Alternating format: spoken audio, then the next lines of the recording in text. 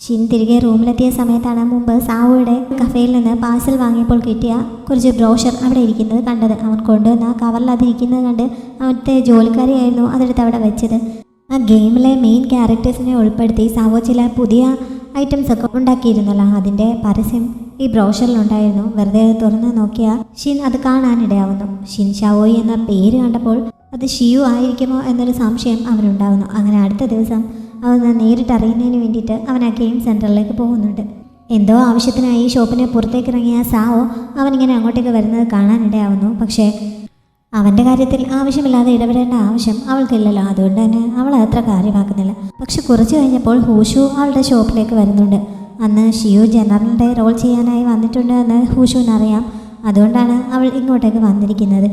ഈ ജനറലായി പ്ലേ ചെയ്യുന്ന ആളും ഹൂഷുവിൻ്റെ ബോസും ഒരാൾ തന്നെയാണ് എന്ന് സാവോയ്ക്ക് ഇതുവരെ അറിയില്ല. ഹൂഷു അക്കാര്യം ഇതുവരെ അവളോട് പറഞ്ഞിട്ടില്ല.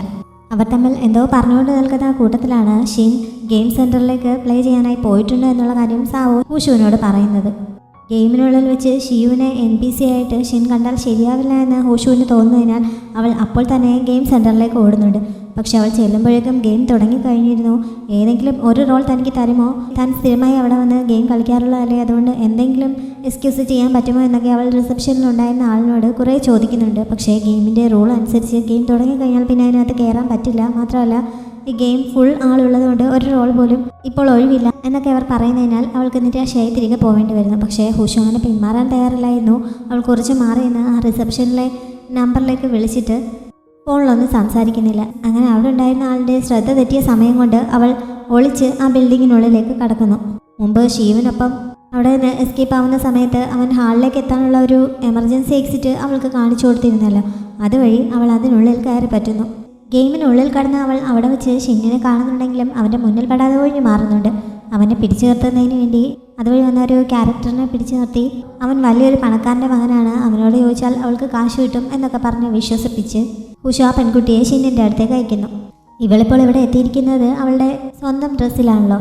അതുകൊണ്ട് തന്നെ അവൾ ഗെയിമിലെ ക്യാരക്ടർ അല്ല എന്ന് മറ്റൊരു NPCക്ക് മനസ്സിലാവുന്നുണ്ട്. അങ്ങനെ അയാൾ അവളുടെ അടുത്ത് വന്ന് നീ എങ്ങനെയാണ് ഇതിനുള്ളിൽ കടന്നതെന്നൊക്കെ ചോദിക്കുന്നു. മാത്രമല്ല ഇങ്ങനെ ഒരാൾ ഇതിനുള്ളിൽ കടന്നിരിക്കുന്ന വിവരം സെക്യൂരിറ്റി റൂമിൽ ഇൻഫോം ചെയ്യുകയും ചെയ്യുന്നു. അതോടെ അവിടെ ഉള്ളവർ ആരാണ് ഇങ്ങനെ വന്നിരിക്കുന്നതെന്ന് സെർച്ച് ചെയ്യുന്നുണ്ട്. ഗോങ് CCTVയിൽ ചെക്ക് ചെയ്ത് ഹൂഷുവിനെ കാണുന്നു. അവളെന്തിനാണ് ഇതിനുള്ളിൽ കടന്നിരിക്കുന്നത്, ഷിയുവിനെ അന്വേഷിച്ച് വന്നായിരിക്കുമോ എന്നൊക്കെ അവൻ സംശയിക്കുന്നുണ്ട്. എന്തായാലും മറ്റ് പ്ലേയേഴ്സ് അവളിങ്ങനെ ഈ വേഷത്തിൽ അവിടെ നിൽക്കുന്നത് കണ്ടാൽ അവർക്ക് അതൊരു നെഗറ്റീവ് ഇമേജ് ഉണ്ടാവാൻ സാധ്യതയുണ്ട്. അതുകൊണ്ട് തന്നെ എത്രയും പെട്ടെന്ന് അവളെ അവിടെ നിന്ന് പുറത്തിറക്കാൻ വേണ്ടിയിട്ട് അവൾ ഇപ്പോൾ നിൽക്കുന്നതിൻ്റെ കുറച്ച് അടുത്തായിട്ടുള്ള മറ്റൊരു NPCയോട് അവളെ ബ്ലോക്ക് ചെയ്ത് ഓഫീസിലേക്ക് കൂട്ടിക്കൊണ്ടുവരാൻ അവൻ ഓർഡർ നൽകുന്നുണ്ട്. പക്ഷേ ആ NPC ഹൂഷുവിൻ്റെ അടുത്തെത്തിയപ്പോഴേക്കും അവൾ നൈസായിട്ട് അവിടെ ഉണ്ടായിരുന്ന വേറെ കുറച്ച് പേരെ അടുത്തേക്ക് വിളിച്ചു വരുത്തി അയാളെ അതിനുള്ളിൽ പെടുത്തിയിട്ട് അവിടെ നിന്ന് എസ്കേപ്പ് ആവുന്നു. അവസാനം കാസിനോയിലുണ്ടായിരുന്ന ഷീവിനെ അവൾ കണ്ടെത്തുന്നുണ്ട്. പക്ഷേ അവനെയും കൊണ്ട് അവിടെ നിന്ന് പുറത്തേക്ക് പോകാൻ തുടങ്ങിയപ്പോഴേക്കും ഷിൻ അവിടെ എത്തി അവരെ കാണുന്നു. ഹൂഷു എന്നാണ് ഈ വേഷത്തിൽ ഇവിടെ എത്തിയതെന്ന് ഷീവിനോളോട് ചോദിക്കാൻ പോലുള്ള സമയം കിട്ടുന്നുണ്ടായിരുന്നില്ല. ഷിന്നിനെ കണ്ടതോടെ അവനും ആകെ മൂഡ് ഓഫ് ആവുന്നുണ്ട്. ഷീവിൻ്റെ എന്തോ വലിയ കള്ളത്തരം കൈയോടെ പൊക്കിയ സന്തോഷമായിരുന്നു ഷിന്നിന്. ഹൂഷുവിനെയും ഷിന്നിനെയും അപ്പോൾ തന്നെ ഗെയിമിൽ നിന്ന് പുറത്തിറക്കി സെക്യൂരിറ്റി റൂമിലേക്ക് കൊണ്ടുപോയി ചോദ്യം ചെയ്യുന്നുണ്ട്. ഹൂഷു എന്തിനാണ് അതിനുള്ളിലേക്ക് അതിക്രമിച്ച് കടന്നതെന്നായിരുന്നു അവർക്ക് അറിയേണ്ടത്. അവൾക്ക് പക്ഷേ അതിന് വ്യക്തമായൊരു മറുപടി പറയാൻ പറ്റുന്നില്ല. ഞാൻ കാരണമാണ് അവൾ ഇതിനുള്ളിലേക്ക് കടന്നതെന്ന് ഷിൻ പറയുന്നുണ്ട്. അതോടെ അവർ ആകെ കൺഫ്യൂഷൻ ആവുന്നു. കാരണം അവൾ അന്വേഷിച്ച് നടന്നത് മുഴുവൻ ഷീവിനായിരുന്നല്ലോ. ഇപ്പോൾ ഇവൻ കാരണമാണ് അവൾ അകത്തേക്ക് നിന്നതെന്ന് അവൻ പറയുകയും ചെയ്യുന്നു. ഈ ഗെയിം കഴിയാൻ എത്ര സമയം എടുക്കുമെന്ന് ഷിൻ അന്വേഷിക്കുന്നുണ്ട്. ഇത് 4 മണിക്കൂറെങ്കിലും എടുക്കും. അത് കഴിയുന്നത് വരെ ഇവിടെ വെയിറ്റ് ചെയ്യുന്നത് ബുദ്ധിമുട്ടല്ലേ, അതുകൊണ്ട് ഇപ്പോൾ മടങ്ങി പോയിക്കോളാൻ ഹൂഷു അവനോട് പറയുന്നുണ്ട്. പക്ഷേ ഇപ്പോൾ ഈ ഡിസൈനിങ് കോമ്പറ്റീഷനിൽ ഫെയിലായിട്ടൊക്കെ ഇരിക്കുന്ന സമയമായതുകൊണ്ട് എനിക്ക് പ്രത്യേകിച്ച് മണിയൊന്നുമില്ല. അത്രയും സമയം ഞാനിവിടെ വെയിറ്റ് ചെയ്യാൻ തയ്യാറാണ് എന്ന് ഷിൻ പറയുന്നുണ്ട്. പക്ഷേ അത്രയും സമയമൊന്നും അവർക്ക് വെയിറ്റ് ചെയ്യേണ്ടി വരുന്നില്ല. അതിന് മുമ്പ് തന്നെ ഷിയു ഗെയിം കഴിഞ്ഞ് പുറത്തിറങ്ങുന്നുണ്ട്. അവനിങ്ങനെ നേരത്തെ ഇറങ്ങുന്നത് കണ്ട് ഗോങ് കാര്യം അന്വേഷിച്ചപ്പോൾ ഗെയിമിൽ തോറ്റിട്ട് പുറത്തായതാണ് എന്ന് ഷിയു പറയുന്നു. അവൻ മനഃപൂർവ്വം തോറ്റു കൊടുത്താണോ എന്ന് ചോദിക്കുന്നുണ്ട്. പക്ഷേ ശ്രദ്ധ കിട്ടാത്തതുകൊണ്ട് അവനെ ആരോ തോൽപ്പിച്ചതാണ്. ഹൂഷു ഷിന്നിൻ്റെ അടുത്താണ് എന്നുള്ളതാണ് അവനെ ഇത്ര ടെൻഷൻ എടുപ്പിക്കുന്നത്. അങ്ങനെ അവർ നിൽക്കുന്ന ഓഫീസ് റൂമിലേക്ക് അവൻ ഗോങ്ങിനൊപ്പം എത്തുന്നുണ്ട്. ഷിൻ ഈ സമയം അവിടെ ഉണ്ടായിരുന്നവരോട് താൻ ഷീവിനെ തിരിച്ചറിയാതിരിക്കാൻ വേണ്ടിയായിരിക്കണം ഹൂഷു ഇത്ര കഷ്ടപ്പെട്ട് ഇതിനുള്ളിലേക്ക് ഇടിച്ചു കയറിയത് എന്നൊക്കെ പറഞ്ഞുകൊണ്ട് നിൽക്കുകയായിരുന്നു. ഷീവിനെ കണ്ടപ്പോൾ ഇത് എൻ്റെ അനിയനാണ് എന്ന് പറഞ്ഞ് അവൻ ഷീവിനെ പരിചയപ്പെടുത്തുന്നു. അവർ തമ്മിൽ അങ്ങനെ ഒരു കണക്ഷൻ ഉണ്ട് എന്ന് ഹൂഷു പോലും ഇപ്പോഴാണല്ലോ അറിയുന്നത്. അതുകൊണ്ട് തന്നെ അവൾ ശരിക്കും ഒന്ന് ഷോക്കാവുന്നുണ്ട്. ഷിൻ ഡ്രസ് ചേഞ്ച് ചെയ്ത് വരുന്ന സമയത്ത് അവൾ അവനെ വെയിറ്റ് ചെയ്ത് നിന്ന് അവനുമായി സംസാരിക്കുന്നു. എന്തിനാണ് ഇവിടെ വന്ന് ഇങ്ങനെ ഒരു സീൻ ഉണ്ടാക്കിയെന്ന് അവൾ ചോദിച്ചപ്പോൾ അവൻ ഇങ്ങനെ ഒരു ഗെയിം സെൻട്രൽ NPC ആയി പ്ലേ ചെയ്യുന്ന വിവരം ഞാൻ ഇന്ന് അബദ്ധത്തിൽ മനസ്സിലാക്കിയതാണ്. അത് അവൻ തന്നെയാണോ എന്ന് ഉറപ്പിക്കുന്നതിന് വേണ്ടിയിട്ടാണ് ഞാൻ ഇങ്ങോട്ടേക്ക് വന്നത്. അവൻ വീട്ടിലാരോടും ഇങ്ങനെ ഒരു കാര്യം പറഞ്ഞിരുന്നില്ല എന്നൊക്കെ ഷിൻ പറയുന്നു. എൻ്റെ അനിയനെ ദ്രോഹിക്കുന്ന വിധത്തിൽ ഞാൻ എന്തെങ്കിലും ചെയ്യുമോ എന്നുകൂടി അവൻ ചോദിക്കുന്നുണ്ട്. അങ്ങനെ ദ്രോഹിക്കുന്ന വിധത്തിൽ ഒന്നും ചെയ്യില്ലെങ്കിൽ പിന്നെ മുമ്പ് ഷീവിനെതിരായിട്ട് ആ വീഡിയോ റിലീസ് ചെയ്തതും ഇപ്പോൾ പ്രോജക്റ്റിൻ്റെ ഡിസൈൻ മുൻകൂറായിട്ട് അടിച്ചു മാറ്റിയതുപോലെ ആക്കിയതുമൊക്കെ അവൻ തന്നെയാണല്ലോ. അപ്പോൾ പിന്നെ അതൊക്കെ എന്ത് അടിസ്ഥാനത്തിലാണ് അവൻ ചെയ്തതെന്ന് ഹൂഷ് ചോദിക്കുന്നു. ബിസിനസ്സിൽ അങ്ങനെ മത്സരങ്ങൾ ഉണ്ടാകുന്നതൊക്കെ സാധാരണമാണ്. അവൻ ബിസിനസ്സിൽ മാത്രമല്ല എനിക്ക് എതിരാളിയായിട്ടുള്ളത്. 12 വയസ്സിൽ എൻ്റെ വീട്ടിൽ എൻ്റെ അച്ഛൻ്റെ സേഫിൽ നിന്ന് എന്തോ മോഷ്ടിക്കാൻ ശ്രമിച്ച ഒരു കള്ളനാണ് എനിക്കവൻ. അങ്ങനെ ഒരു കള്ളൻ്റെ അടുത്ത് നിന്ന് ഞാൻ കൂടുതലൊന്നും പ്രതീക്ഷിക്കുന്നില്ല എന്നവൻ പറയുന്നു. അന്ന് എന്താണ് അവൻ മോഷ്ടിക്കാൻ ശ്രമിച്ചതെന്ന് ഹൂഷ് കുറച്ച് ഞെട്ടലോടെ ചോദിക്കുന്നുണ്ട്. അത് ഞാനെങ്ങനെ അറിയാനാണ്? എന്തായാലും സേഫിൽ ഉണ്ടായിരിക്കുന്ന പണമായിരിക്കുമല്ലോ, അതായിരിക്കും അവൻ മോഷ്ടിക്കാൻ ശ്രമിച്ചത്. ഇത്രയും മിടുക്കിയായ നീ അവനെ പോലെ ഒരാളെ തന്നെ ചൂസ് ചെയ്തല്ലോ എന്ന് മാത്രമാണ് എൻ്റെ വിഷമം എന്നൊക്കെ ഷീൻ പറയുന്നു. അപ്പോഴേക്കും ഷിയു ഡ്രസ്സ് ചേഞ്ച് ചെയ്തിട്ട് അങ്ങോട്ടേക്ക് വരുന്നുണ്ട്. അവരങ്ങനെ നിൽക്കുന്ന കണ്ട് ഹൂഷുവിനെ അവൻ വിളിക്കുന്നു. അങ്ങനെ ഹൂഷു അവൻ്റെ ഒപ്പം പോകുന്നുണ്ട്. നാളെ ഉച്ചയ്ക്ക് വീട്ടിലേക്ക് ലഞ്ച് കഴിക്കാൻ വരണം. ഇതാരുടെ ഐഡിയ ആണ് എന്ന് നിനക്ക് തന്നെ അറിയാമല്ലോ. നിൻ്റെ വിജയം ആഘോഷിക്കുന്നതിന് വേണ്ടിയിട്ടാണ് ഇപ്പോൾ ഇങ്ങനെ ഒരു പാർട്ടി അറേഞ്ച് ചെയ്തിരിക്കുന്നത് എന്നുകൂടി ഷീൻ അവിടെ നിന്ന് ഷിയുവിനോടായി പറയുന്നുണ്ട്. വണ്ടിയിൽ ഒരുമിച്ച് തിരികെ പോകുമ്പോഴും ഷിയു നല്ല ഗൗരവത്തിലിരുന്നല്ലാതെ ഒന്നും സംസാരിക്കുന്നില്ല. അവസാനം ഹൂഷ് തന്നെ അങ്ങോട്ട് ഓരോന്ന് പറഞ്ഞു തുടങ്ങുന്നുണ്ട്. ഈ ഗെയിമിനുള്ളിൽ മാത്രമാണ് തനിക്ക് ഷിയുവായി ജീവിക്കേണ്ടാത്തത് എന്ന് മുമ്പൊരിക്കൽ അവനവളോട് പറഞ്ഞിരുന്നല്ലോ. അതിൻ്റെ കാരണമൊന്നും അറിയില്ലെങ്കിലും ഇങ്ങനെ ഒരു ഐഡൻറ്റിറ്റി അവനുള്ളത് ഷിൻ അറിയരുത് എന്ന് കരുതിയാണ് അവർ തമ്മിൽ മീറ്റ് ചെയ്യാതിരിക്കാൻ വേണ്ടി തനിക്ക് കഴിയുന്നത് പോലെ ശ്രമിച്ചത് എന്നൊക്കെ അവൾ പറയുന്നു. അവർ ശരിക്കും ബ്രദേഴ്സ് ആണോ എന്നും അവൾ ചോദിക്കുന്നുണ്ട്. അല്ല എന്ന് മാത്രമേ അവനപ്പോൾ പറയുന്നുള്ളൂ. കൂടുതലൊന്നും പറയാൻ തയ്യാറാവുന്നില്ല. വണ്ടിയിൽ നിന്ന് ഇറങ്ങിയ ശേഷമാണ് ബ്ലഡ് റിലേറ്റീവ്സ് അല്ല, അങ്ങനെയുള്ള ബ്രദേഴ്സ് അല്ല എന്ന് അവൻ പറഞ്ഞത്. അപ്പോഴും കൂടുതലൊന്നും പറയാൻ നിൽക്കാതെ അവനകത്തേക്ക് പോകുന്നുണ്ട്. ഹൂഷുവിന് അതിനെക്കുറിച്ചൊക്കെ കൂടുതൽ അറിയണമെന്നുണ്ടെങ്കിലും അവൾക്ക് അതിനുള്ള ചാൻസ് ഒന്നും കിട്ടുന്നില്ല. അടുത്ത ദിവസം സാവുയുടെ കഫേയിൽ വെച്ച് അവൾ ഗോങ്ങിനെ കാണുന്നുണ്ട്. അവനോട് ഷീവിൻ്റെ ഫാമിലിയെ പറ്റി അവൾ ചോദിക്കുന്നുണ്ടെങ്കിലും അവനും കൂടുതലൊന്നും അറിയാമായിരുന്നില്ല. ഷിൻ അവൻ്റെ ബ്രദറാണെന്ന് ഗോങ്ങും ഇപ്പോഴാണ് അറിയുന്നത്. അമേരിക്കയിൽ ഒരുമിച്ച് പഠിക്കുന്ന സമയത്താണ് ഗോങ് ഷിയുവുമായി അടുത്തത്. പക്ഷേ അപ്പോഴും ക്ലാസ്സുകൾ അറ്റൻഡ് ചെയ്യുകയും ബാക്കി സമയം പാർട്ട് ടൈം ജോലികൾക്ക് പോവുകയും മാത്രം ചെയ്തിരുന്ന മറ്റ് സോഷ്യൽ ആക്ടിവിറ്റീസ് ഒന്നുമില്ലാത്ത ഒരാളായിരുന്നു ഷിയു. ഫാമിലിയെ പറ്റിയൊന്നും അവൻ ഒരിക്കൽ പോലും പറഞ്ഞിട്ടില്ല. ഗ്രാജുവേഷൻ ദിവസം മാത്രമാണ് അവൻ്റെ അമ്മയെ മാത്രം കണ്ടത്. അപ്പോഴും അവർക്കിടയിൽ വലിയ അടുപ്പമുള്ളതുപോലെയൊന്നും ഫീൽ ചെയ്തിരുന്നില്ല എന്നൊക്കെ ഗോങ് അവളോട് പറയുന്നു. ഷിയു ഈ സമയം തലേദിവസം ഷിൻ ക്ഷണിച്ചിട്ട് പോയ ആ ഫാമിലി ലഞ്ച് കഴിക്കാനായി പോകുന്നുണ്ട്. ഗോങ് പറഞ്ഞതുപോലെ തന്നെ അവന് ഫാമിലിയുമായി വലിയ അടുപ്പമൊന്നുമില്ല എന്ന് നമുക്ക് കാണുമ്പോൾ തന്നെ മനസ്സിലാവും.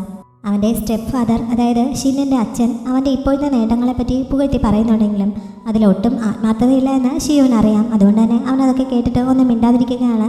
അമ്മ പറഞ്ഞപ്പോൾ മാത്രമാണ് അച്ഛന് അമ്മയുടെ നിർബന്ധത്തിന് വഴങ്ങി അവനൊരു താങ്ക്സ് പറഞ്ഞത്. അവൻ്റെ ഇഷ്ടങ്ങളെക്കുറിച്ച് അമ്മയും മറന്നു തുടങ്ങിയിരിക്കുന്നു. കാരണം അവന് വേണ്ടി പ്രത്യേകമായിട്ട് അവർ ഒരു ഫിഷ് ഓർഡർ ചെയ്ത് വെച്ചിട്ടുണ്ടായിരുന്നു. പക്ഷേ അതിൻ്റെ മുകളിൽ അവന് ഇഷ്ടമല്ലാത്ത ഗ്രീൻ ഒണിയൻ ഉണ്ടായിരുന്നു. അവനത് ഇഷ്ടമല്ല എന്നുള്ള കാര്യം വളരെ വൈകിട്ടാണ് അവർ ഓർക്കുന്നത്. അപ്പോൾ അത് എടുത്തു മാറ്റാമെന്ന് പറയുന്നുണ്ടെങ്കിലും ഇപ്പോൾ എനിക്കിത് കഴിക്കാൻ ഇഷ്ടമാണെന്ന് പറഞ്ഞ് അവൻ അമ്മയെ തടയുന്നുണ്ട്. അതേപോലെ തന്നെ അമ്മയുടെ ഇപ്പോഴത്തെ ഇഷ്ടത്തെപ്പറ്റിയും ആരോഗ്യത്തെപ്പറ്റിയും ഒന്നും അവന് വലിയ ധാരണയില്ല. മുമ്പ് അമ്മ ഇഷ്ടപ്പെട്ടിരുന്ന മധുരമുള്ള ഒരു ഐറ്റം അവൻ അമ്മയ്ക്ക് വിളമ്പി കൊടുത്തപ്പോൾ അവർക്കിപ്പോൾ ഷുഗർ വളരെ ഹൈ ആയതുകൊണ്ട് അത് കഴിക്കാൻ പറ്റില്ല എന്ന് ഷീൻ അവിടെ ഇരുന്ന് ഓർമ്മിപ്പിക്കുന്നുണ്ട്. അമ്മയുടെ ഇങ്ങനെയുള്ള കാര്യങ്ങളൊക്കെ അറിയാതെ പോയത് ഷീവിനെ കുറിച്ച് വിഷമിപ്പിക്കുന്നു. അവൻ അധികമൊന്നും കഴിക്കാൻ നിൽക്കാതെ പെട്ടെന്ന് തന്നെ തിരികെ പോകാൻ ഇറങ്ങുന്നുണ്ട്. അവൻ അധികം ഫുഡ് കഴിച്ചില്ല എന്നുള്ളതുകൊണ്ട് തന്നെ അമ്മ ആ റെസ്റ്റോറൻറ്റിലെ കുറച്ച് ഐറ്റംസ് പാഴ്സലാക്കി അതുമായിട്ട് അവൻ്റെ പിന്നാലെ ചെല്ലുന്നുണ്ട്. അമ്മയുടെ ഹെൽത്തിനെ പറ്റി അറിയാതെ പോയതിന് ഈ ടൈമിൽ അവൻ അമ്മയോട് സോറി പറയുന്നു. അത് പക്ഷേ അത്ര കാര്യമാക്കണ്ട എന്ന രീതിയിൽ അമ്മ അവനെ സമാധാനിപ്പിക്കുന്നുണ്ട്. പിന്നെ അധിക സമയം അവിടെ നിൽക്കാതെ അവൻ പോവുകയും ചെയ്യുന്നു. അവൻ ആർക്കിടെക്ചർ കരിയറായി ചൂസ് ചെയ്തതും വിദേശത്ത് പഠിക്കാൻ പോകാൻ തീരുമാനിച്ചതുമൊന്നും അമ്മ ആദ്യം സപ്പോർട്ട് ചെയ്തിരുന്നില്ല. തൻ്റെ അടുത്ത് നിന്ന് ദൂരേക്കൊന്നും അവനെ വിടാൻ അമ്മയ്ക്ക് ഒട്ടും ഇഷ്ടമുണ്ടായിരുന്നില്ല. അതുകൊണ്ടാണ് അമ്മ എതിർത്തത്. പക്ഷേ അമ്മയുടെ എതിർപ്പ് കാര്യമാക്കാതെ അന്നവൻ അങ്ങനെ പഠിക്കാൻ പോയതായിരുന്നു.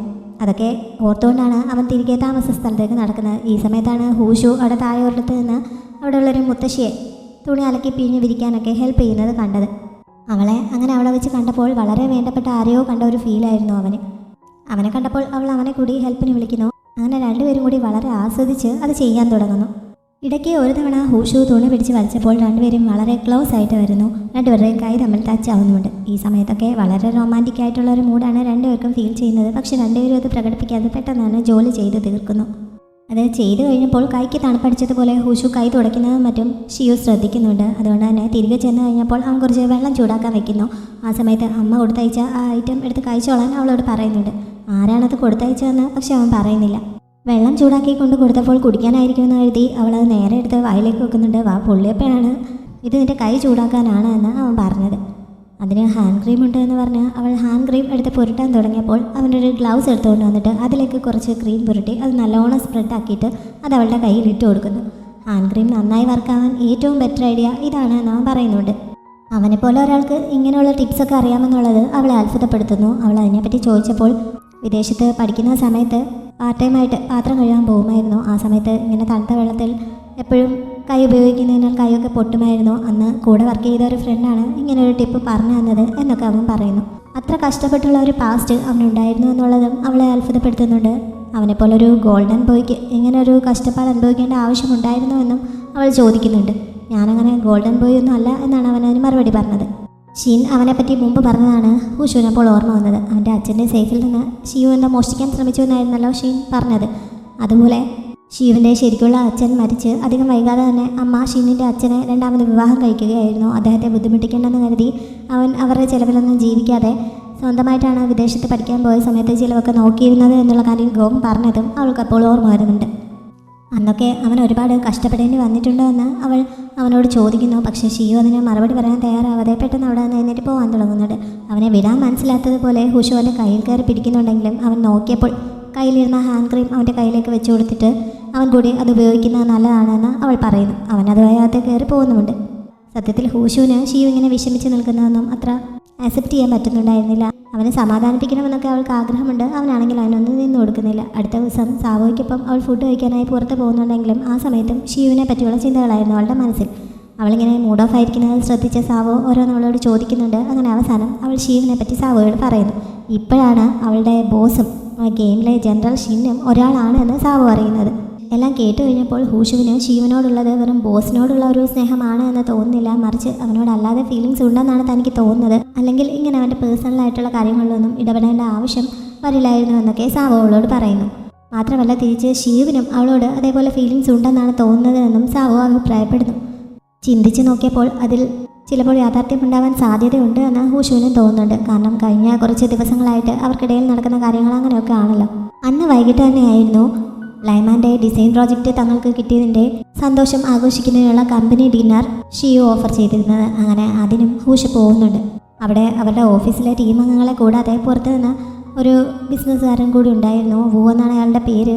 അയാളുടെ കമ്പനിയിൽ ഉണ്ടാക്കുന്ന ഏതോ 3D എഫക്റ്റീവായിട്ടുള്ള പ്രോഡക്റ്റാണ് ഈ ഡിസൈൻ പ്രോജക്റ്റിന് വേണ്ടി ഇവർ ഉപയോഗിക്കാൻ പോകുന്നത്. അതിൻ്റെ ഡീലൊന്ന് ഉറപ്പിക്കുന്നതിന് വേണ്ടിയിട്ട് കൂടിയാണ് അദ്ദേഹത്തെ കൂടി ഇവർ ഈ വീട് നിശ്ചയിച്ചിരിക്കുന്നത്. എല്ലാവരും വൈൻ കഴിക്കാൻ തുടങ്ങിയപ്പോൾ മുമ്പത്തെ പോലെ ഒരുപാട് കഴിക്കരുത്, വളരെ കുറച്ച് മാത്രമേ കഴിക്കാവൂ എന്ന് ഷിയു ഹൂഷുവിനോട് പ്രത്യേകം പറയുന്നുണ്ട്. ഒരു തവണ അവൾ ഫിറ്റായതിൻ്റെ ബുദ്ധിമുട്ട് അവൻ അനുഭവിച്ചതാണല്ലോ, അതുകൊണ്ടാണ് അവനിങ്ങനെ പ്രത്യേകം ഓർമ്മിപ്പിച്ചത്. ഇവരുടെ ഓപ്പോസിറ്റായിട്ട് ഇരിപ്പുണ്ടായിരുന്ന വൂവും ഇത് ശ്രദ്ധിക്കുന്നുണ്ട്. കഴിച്ചുകൊണ്ടിരിക്കുന്നതിനിടയിൽ എല്ലാവരും അങ്ങോട്ടും ഇങ്ങോട്ടും ഒക്കെ എഴുന്നേറ്റ് പോകുന്നു. ഇക്കൂട്ടത്തിലാണ് ഹൂഷുവിൻ്റെ ഒരു ഫ്രണ്ട് അവളുടെ ജോലി സ്ഥിരമായി എന്നുള്ള കാര്യം അവളെ അറിയിക്കുന്നത്. 3 മാസത്തെ പ്രൊബേഷനാണ് പറഞ്ഞിരുന്നതെങ്കിലും ഇപ്പോൾ ഈ പ്രോജക്റ്റ് ഇങ്ങനെ സക്സസ്ഫുള്ളായി ചെയ്തുകൊണ്ട് അവളുടെ പ്രൊബേഷൻ മാറ്റിയിരിക്കുകയാണ്. ഇപ്പോൾ തന്നെ ജോലി പെർമനൻ്റ് ആയിരിക്കുന്നു എന്നുള്ള കാര്യം HR സ്റ്റാഫ് കൂടിയായ പെൺകുട്ടി അവളെ അറിയിക്കുന്നുണ്ട്. അങ്ങനെ ഹൂഷു നല്ല സന്തോഷത്തിലാവുന്നുണ്ട്. അത് കഴിഞ്ഞപ്പോൾ ആ പെൺകുട്ടിയും എങ്ങോട്ടോ എഴുന്നേറ്റ് പോകുന്നു. അങ്ങനെ ഹൂഷോട് തനിച്ചാവുന്നുണ്ട്. ഈ സമയത്ത് അവൾക്ക് എതിരായി ഇരിപ്പുണ്ടായിരുന്ന വൂ എഴുന്നേറ്റ് അവളുടെ അടുത്ത് വന്നിരുന്ന് അവളുമായി സംസാരിക്കുന്നു. അവൾ നേരത്തെ PA ആയിരുന്നുവെന്നും ഇപ്പോൾ രണ്ടാമതായിട്ട് ആർക്കിടെക്റ്റ് കരിയറിലേക്ക് വന്നതാണ് എന്നുമൊക്കെ അയാൾ എങ്ങനെ അറിഞ്ഞിരുന്നു. അതുകൊണ്ട് തന്നെ അവൾക്ക് ഇത്ര പെട്ടെന്ന് ഇവിടെ നേട്ടങ്ങൾ ഉണ്ടാക്കിയെടുക്കാൻ സാധിച്ചത് അവളുടെ ബോസായ ഷിയുവിനെ കയ്യിലെടുത്ത് വെച്ചിരിക്കുന്നത് കൊണ്ടാണ് എന്നുള്ള രീതിയിലാണ് അയാൾ അവളോട് സംസാരിച്ചത്. അവളുടെ കഴിവുകൊണ്ടല്ല, മറിച്ച് ബോസുമായിട്ടുള്ള അടുപ്പം കൊണ്ടാണ് അവൾക്ക് ഇത്ര പെട്ടെന്ന് ഇവിടെ ഇങ്ങനെ ഒരു ജോലി സ്ഥിരമാക്കാൻ സാധിച്ചതും ഇങ്ങനെ കരിയറിൽ നേട്ടങ്ങൾ ഉണ്ടാക്കാൻ സാധിച്ചതും എന്നൊക്കെയുള്ള രീതിയിൽ വളരെ നെഗറ്റീവായിട്ട് അയാൾ അവളോട് സംസാരിക്കുന്നു. ഹൂഷുവിന് അയാളുടെ ഈ സംസാരം മനസ്സിലാവുന്നുണ്ട്. അവളത് തുറന്ന് പറയുകയും ചെയ്യുന്നു. പക്ഷേ വലിയ രീതിയിൽ പ്രതിഷേധിക്കാൻ അവർക്ക് പറ്റുന്നില്ല. ഇനി മുന്നോട്ടുള്ള ബിസിനസ്സിൽ അവരുടെ കമ്പനിയുടെ വലിയൊരു വാല്യബിൾ ആയിട്ടുള്ള ഡീലറാണല്ലോ അയാൾ. അതുകൊണ്ട് തന്നെ വളരെ മാന്യതയോടാണ് അവളിപ്പോൾ സംസാരിച്ചുകൊണ്ടിരിക്കുന്നത്. ഈ സമയത്ത് അവൾ കുറച്ച് മഷ്റൂം സൂപ്പ് എടുത്ത് കഴിക്കുന്നുമുണ്ടായിരുന്നു. അയാളിങ്ങനെ മോശമായിട്ട് പറഞ്ഞത് മനസ്സിലായി കഴിഞ്ഞപ്പോൾ ഹൂഷു കുറച്ച് അപ്സെറ്റായിരിക്കുന്നുണ്ട്. ഈ സമയത്താണ് ഷിയു തിരികെ അങ്ങോട്ടേക്ക് വന്നത്. അവളുടെ ഇരിപ്പ് കണ്ടപ്പോഴേ അവൾ എന്തോ മൂഡ് ഓഫ് ആണെന്ന് അവന് മനസ്സിലാവുന്നുണ്ട്. അങ്ങനെ അത്യാവശ്യമായിട്ടൊരു കോൺഫറൻസ് കോൾ അറ്റൻഡ് ചെയ്യാനുണ്ട് എന്ന് പറഞ്ഞ് അവൻ അവൾ അവിടെ നിന്ന് വിളിച്ചുകൊണ്ട് പോകുന്നു. കുറച്ച് മാറി നിന്നിട്ട് എന്താണ് അവളുടെ പ്രശ്നമെന്ന് അവൻ അന്വേഷിക്കുന്നുണ്ട്. തനിക്ക് കുഴപ്പമൊന്നുമില്ല എന്ന് അവൾ പറയുന്നുണ്ടെങ്കിലും അങ്ങനെ കള്ളം പറയണ്ട. അവളെ കാണാൻ തുടങ്ങിയ അന്ന് മുതൽ അവളെ നിരീക്ഷിക്കുന്നതിൽ നിന്ന് അവൾക്കൊരു പ്രത്യേക ഹാബിറ്റ് ഉള്ളതായിട്ട് എനിക്ക് മനസ്സിലാക്കാൻ സാധിച്ചിട്ടുണ്ട്. അതായത് ഇങ്ങനെ ടെൻഷനാവുന്ന സമയത്തൊക്കെ ഹൂഷു അവളുടെ കൈ ഇങ്ങനെ ചുരുട്ടിക്കൊണ്ടിരിക്കും. ഇത് ഷിയു മുമ്പ് പലതവണ നേരിട്ട് കണ്ടിട്ടുള്ളതാണ്. ഇപ്പോഴും അങ്ങനെ ചെയ്യുന്നതാണ് അവൻ കണ്ടത്. അതുകൊണ്ടാണ് എന്താണ് അവളുടെ പ്രശ്നമെന്ന് അവൻ ചോദിക്കുന്നത്. തനിക്ക് അങ്ങനെ ഒരു ശീലമുണ്ടെന്ന് ഹൂഷുവിന് പോലും അറിയില്ലായിരുന്നു. അവൻ ഇത്ര കാര്യമായിട്ട് തന്നെ വാച്ച് ചെയ്യുന്നുണ്ടായിരുന്നു എന്നുള്ളത് അവളെ അത്ഭുതപ്പെടുത്തുന്നുണ്ട്. എന്തായാലും വോ പറഞ്ഞത് എന്താണെന്നൊന്നും അവൾ പറയുന്നില്ല. അയാൾക്ക് എന്നെക്കുറിച്ച് എന്തൊക്കെയോ തെറ്റിദ്ധാരണകളുണ്ടെന്നാണ് തോന്നുന്നത്. അതെന്തായാലും സാരമില്ല, അവിടെ ബിസിനസ് നല്ല രീതിയിൽ നടന്നാൽ മതി എന്ന് പറഞ്ഞ് അവൾ തൽക്കാലം ആ വിഷയം അവസാനിപ്പിക്കുന്നു. അവളിങ്ങനെ സ്വന്തം കാര്യം മാറ്റി വെച്ചിട്ട് കമ്പനിക്ക് പ്രയോറിറ്റി നൽകുന്നത് നല്ലതല്ല എന്ന രീതിയിൽ അവൻ നോക്കുന്നുണ്ടെങ്കിലും അവൾ പിന്നെ ആ വിഷയത്തെക്കുറിച്ച് പറയുന്നില്ല. അത് അവിടെ വെച്ച് അവസാനിപ്പിക്കുന്നു. പാർട്ടിയൊക്കെ കഴിഞ്ഞ് തിരികെ പോയപ്പോൾ വണ്ടി വീടിനടുത്തെത്തിയ സമയത്ത് ഹൂഷു അതിലിരുന്ന് ഉറങ്ങിപ്പോയിരുന്നു. ഷിയു അവളെ നോക്കിയിരുന്ന അല്ലാതെ വിളിച്ചുണർത്തുന്നില്ല. കുറച്ച് കഴിഞ്ഞ് അവൾ തനിയെ ഉണരുന്നുണ്ട്. വിളിക്കാത്ത എന്താണെന്ന് ചോദിച്ചപ്പോൾ എനിക്കിവിടെ നിന്ന് ഇറങ്ങിപ്പോയിട്ട് അത്യാവശ്യമൊന്നും ഇല്ലായിരുന്നു, അതുകൊണ്ടാണ് വിളിക്കാതിരുന്നത് നാം പറയുന്നു. അവൻ വണ്ടിയിൽ നിന്ന് പുറത്തിറങ്ങി നടക്കാൻ തുടങ്ങിയിട്ടും ഹൂഷു വണ്ടിയിൽ നിന്ന് ഇറങ്ങാതെ അവിടെ തന്നെ ഇരിക്കുകയാണ്. അങ്ങനെ അവൻ തന്നെ ചെന്ന് ഡോർ തുറന്നു കൊടുക്കേണ്ടി വരുന്നുണ്ട്. അങ്ങനെ ഡോർ തുറന്നു കൊടുക്കുന്നതിന് വേണ്ടി അവൾ മനഃപൂർവ്വം അവിടെ ഇരുന്നതാണെന്നാണ് അവൻ വിചാരിച്ചത്. അങ്ങനെ അല്ല, എൻ്റെ കൈക്ക് ഒട്ടും ബലമില്ലാത്തതുപോലെയാണ് ഫീൽ ചെയ്തത്, എനിക്കിത് തുറക്കാൻ പറ്റുന്നുണ്ടായിരുന്നില്ല എന്നൊക്കെ അവൾ പറയുന്നുണ്ടെങ്കിലും അവനത് വിശ്വസിക്കുന്നില്ല. വണ്ടിയിൽ നിന്ന് ഇറങ്ങി മുന്നോട്ട് നടന്നപ്പോഴും ഹൂഷു അത്ര ലെവലാണെന്ന് തോന്നുന്നില്ല. അവൾ അങ്ങോട്ടും ഇങ്ങോട്ടുമൊക്കെ ആടിപ്പോയിക്കൊണ്ടിരിക്കുകയാണ്. എന്തോ വശപിശുണ്ടെന്ന് അവൻ തോന്നുന്നുണ്ട്. ഹൂഷു കുറച്ച് മുന്നോട്ട് ചെന്നപ്പോൾ അവിടെ മഞ്ഞ് പെയ്യുന്നത് പോലെ അവൾക്ക് തോന്നാൻ തുടങ്ങുന്നു. അവളാണെങ്കിൽ മഞ്ഞ് കയ്യിൽ പിടിക്കാനായി ഓടി നടന്ന് മുന്നോട്ട് പോവുകയും മുകളിലേക്ക് ചാടുകയും ഒക്കെ ചെയ്തുകൊണ്ടിരിക്കുകയാണ്. പക്ഷേ റിയാലിറ്റിയിൽ അവിടെ മഞ്ഞൊന്നും പെയ്യുന്നുണ്ടായിരുന്നില്ല. ഇവളിത് എന്ത് കോപ്രായമാണ് കാണിക്കുന്നതെന്നറിയാതെ ഷിയു അന്തം വിട്ട് അവളെ നോക്കിക്കൊണ്ട് നിൽക്കുകയാണ്. ഹൂഷു ഇതൊന്നും അറിയാതെ മഞ്ഞ് പെയ്യുന്നത് കണ്ടോ എന്ന് ചോദിച്ച് അവൻ്റെ അടുത്തേക്ക് ചെല്ലുന്നുണ്ട്. നീ എന്തായാലും സ്വപ്നം കാണുകയാണോ എന്ന് അവൻ ചോദിക്കുന്നു. പക്ഷേ അവൾക്ക് കാര്യം മനസ്സിലാവുന്നില്ല. അപ്പോഴാണ് മഞ്ഞല്ല പെയ്യുന്നത്, പൂവിൻ്റെ ഇതളുകളാണ് തൻ്റെ കൈകളിലേക്ക് വന്ന് വീണുകൊണ്ടിരിക്കുന്നതെന്ന് അവൾക്ക് തോന്നുന്നത്. അങ്ങനെ തിരിഞ്ഞു നോക്കിയപ്പോൾ അവൾ നിൽക്കുന്നതിൻ്റെ പുറകിലായി നല്ലൊരു ഗാർഡൻ ഉള്ളതുപോലെയും അവൾക്ക് തോന്നുന്നു. അങ്ങനെ അവൾ ഓടി അങ്ങോട്ടേക്ക് ചെല്ലുന്നു. അവിടെ ഉണ്ടായിരുന്ന മരത്തിൽ നിന്നൊക്കെ പൂക്കൾ കൊഴിഞ്ഞ് അവളുടെ കൈകളിലേക്ക് വീണുകൊണ്ടിരിക്കുകയാണ്. അവൾ ഓടി നടന്ന് അത് പിടിക്കുന്ന തിരക്കിലുമാണ്. ഇതിനിടയിൽ തിരിഞ്ഞു നോക്കിയപ്പോൾ പുറകിൽ നിൽക്കുന്ന ഷിയു ജനറൽ ഷിന്നിൻ്റെ വേഷത്തിൽ നിൽക്കുന്നത് പോലെയാണ് അവൾക്ക് തോന്നിയത്. ജനറൽ ഷിന്നിനെ ആദ്യം കണ്ടപ്പോൾ മുതൽ അവൾക്കൊരു ക്രഷ് ഉള്ളതുപോലെ ആയിരുന്നല്ലോ, ഇപ്പോഴത് ഒന്നുകൂടി കൂടിയതുപോലെയാവുന്നു. അവൾ പതുക്കെ അവൻ്റെ അടുത്തേക്ക് നടന്നു ചെല്ലുന്നുണ്ട്. ആ സമയത്ത് കാലൊന്ന് സ്ലിപ്പായിട്ട് മുന്നോട്ട് ആങ്ങി വീഴാൻ തുടങ്ങുന്നു. അവനവളെ കയറി പിടിക്കുന്നു. ഹൂഷു രണ്ട് കൈകളും കൂടി അവൻ്റെ കവിളിലേക്ക് ചേർത്ത് പിടിച്ചിട്ട്, നിന്നെ ആദ്യം കണ്ടപ്പോൾ മുതൽ ഒരു കാര്യം പറയണമെന്ന് ഞാൻ എപ്പോഴും വിചാരിച്ചിരുന്നതാണ്, നിന്നെ കാണാൻ നല്ല സുന്ദരനാണ് എന്ന് പറഞ്ഞ് അവൾ അവനെ കിസ് ചെയ്യുന്നു. ഷിയു ഇത് ഒട്ടും പ്രതീക്ഷിച്ചിരുന്നല്ലോ. അവൻ ആകെ ഷോക്കായി നിൽക്കുന്നിടത്ത് ഈ എപ്പിസോഡ് അവസാനിക്കുന്നു.